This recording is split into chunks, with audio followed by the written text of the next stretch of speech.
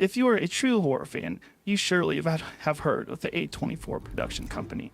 They put out horror movies that aren't the conventional ones that you will see like the likes of Blumhouse or New Line Cinema, and they take the scares in a different direction, and that's not always everyone's cup of tea. Well, I am a fan of A24 Studios, and this list is going to be 10 of my favorite A24 horror movie productions that I recommend for horror fans to check out if you haven't seen any of them. I will make sure not to put any spoilers in the video, so you will have nothing ruined by watching the rest of the video. I will also put timestamps for every movie in the description below, along with any streaming services these particular movies are offered on if they are. With that out of the way, here we go. Number 10, Bodies, Bodies, Bodies, 2022. Probably one of the most straightforward, traditional A24 horror movies is Bodies, Bodies, Bodies. Bee and her lover Sophie attend a hurricane party of the latter's friend David's Georgian Gray manor house. As the night goes on, the group of obnoxious, self-centered Generation Z brats decides to play a clue-like murder game called Bodies, Bodies, Bodies within the dark corridors of the house. The fun, however, is cut short when the host of the party is found dead, apparently having been murdered when no one was around, and cut off from the outside world, and the evening descends into one of paranoia, backstabbing, and petty recriminations that the so-called friends turn against one another. With the main mission for the group to find out who was the killer, they each start getting picked off one by one. A nice little whodunit mystery thriller with some comedy mixed in every once in a while. The movie just does a great job at presenting the younger generation and what their main motives are, usually, and absolutely how silly they can be, which is what I think the director is going for. Number 9, X, 2022. I am sure you have heard of this movie, even if you haven't seen it. It was one of those films that was generally well received on social media, and people loved it so much. 2 sequels and prequels were made almost immediately, and one of them, Pearl, has already been released. Vaccine is set to be released in July 2024. The movie follows a set of adult filmmakers in 1979 that rent out a small little barn in the back of an old couple's property, but the old couple doesn't know what their true intentions are, and they just think they are innocent vacationers stopping by for the night. Well, once the old lady sees what they are doing in the barn, she becomes aroused and almost like she wants to join in, as odd as that sounds. As the night goes on, the set of filmmakers start to get picked off one by one by the evil couple who are far more sinister than they put on. An A24 slasher does a great job at building suspense, and Mia Goth is absolutely incredible in her roles, as she plays the old lady and one of the young females in the group. If you haven't seen X, you should change that, and while you're at it, just prepare to watch Pearl right after. Number 8, Talk to Me, 2022. Talk to Me is my favorite film on this list, but I don't believe it to be A24's best, so that is why it is at number 7 and not number 1.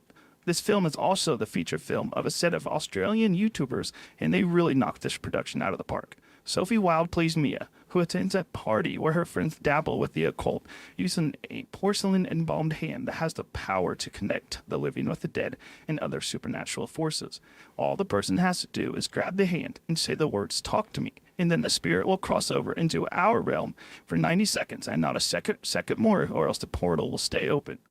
Well, of course, one of the boys accidentally goes over the time, and then the spirit stays with him long after letting go of the hand. An original horror idea that does something new with the possession genre that was starting to get pretty stale. The characters enjoy being possessed for the short time they are, and it's almost like a drug to them and they can't stop. But that will ultimately be the downfall. Their main character is a little dislikable, but the story is so good, it's still one of my favorite horror movies released in quite some time. Number 7, The Witch, 2015. Now we start getting into the real A24 horror movies that are a little more unconventional compared to the previous entries. In this one, a family of 7, 2 parents, 4 children, and an infant are exiled from their plantation community for not adhering to the accepted interpretation of the village beliefs. They build a farm at a distance from the plantation, near a frightening forest. Their farm is failing, and the family won't have enough food to last through winter.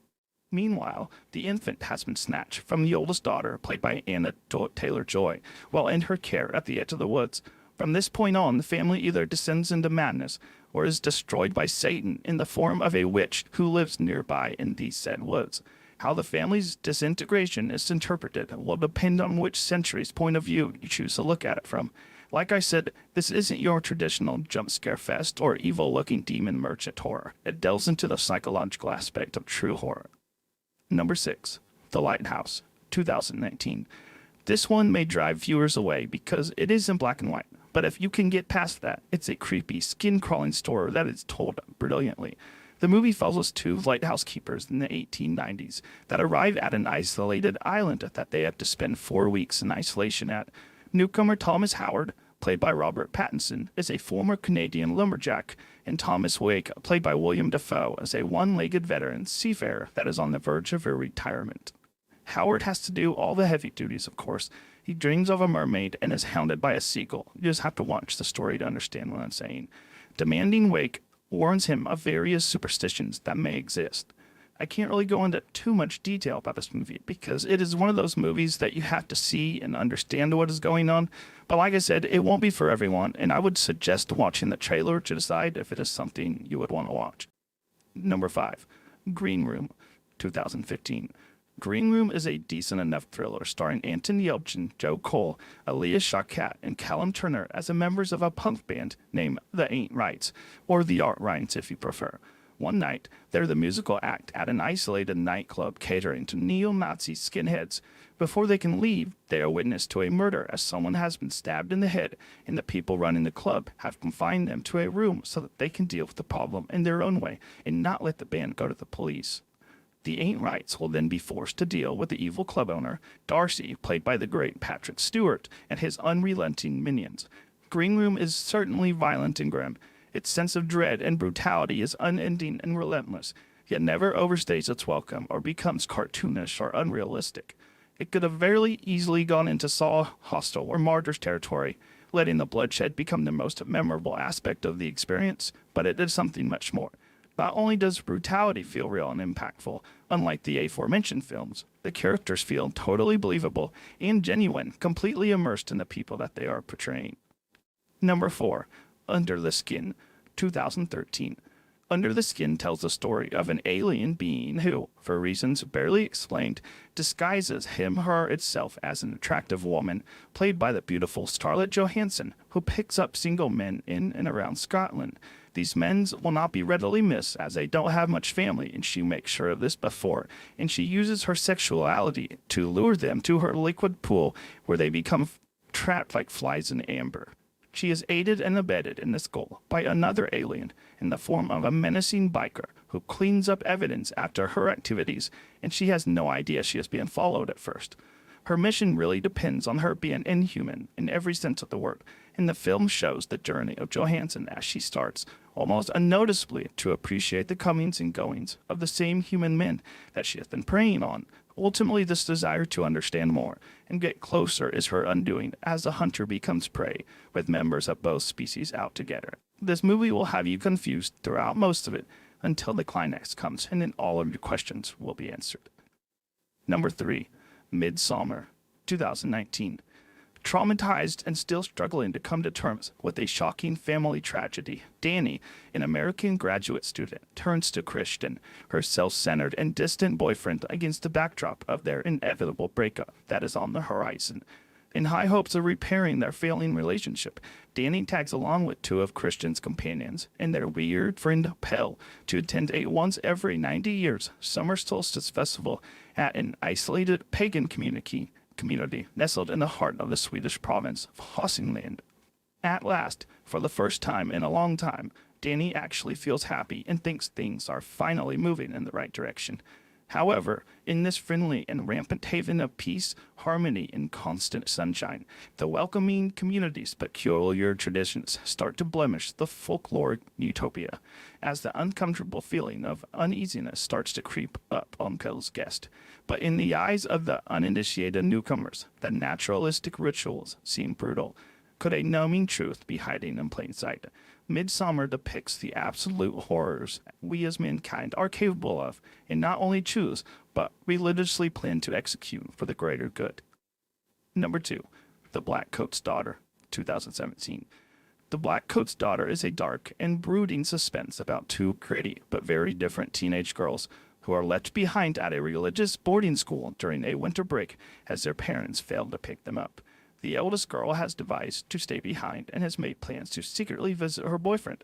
The younger, more reserved girl seems anxious and grows distraught about her dilemma, Our third lead character is mysterious and troubled young woman, played by Emma Roberts, who has fled from a psychiatric institution and is making her way towards the school. She's helped by a concerned middle-aged couple who pick her up. The film cuts erratically from girl to the girls together with the two remaining staff members and to the traveling young woman. Supernatural forces start to pick up in the boarding school, and all hell begins to fly loose, and the audience is tasked to put the pieces together. Those who appreciate thoughtful suspense in their horrors that presents the audience with a puzzle with minor twists woven in, then this is the perfect movie for you. Number 1. Hereditary, 2018. I mean, was it really going to be any other movie than Hereditary? While I don't believe it to be one of the scariest movies of all time, it is a pretty common feeling among horror fans that it is up at the top, if not number 1. While I don't find it to be really scary, the story is told brilliantly and the acting is just on another level. The plot of the movie is as follows. When her secretive mother dies, miniature artist Annie Graham, played by Toni Collette, is almost relieved as the two had a deeply distraught relationship and weren't really getting along for reasons not known at the beginning. With 2 children, 16-year-old Peter and 13-year-old Charlie, and a loving husband, Steve, Annie is determined to do a better job of raising a family than she felt her mother did for herself. However, when she suffers another, far more devastating loss, Annie's mental state becomes increasingly precarious as a series of terrifying revelations about her ancestry are slowly revealed, and is not only going to affect her mental state, but that of everyone around her.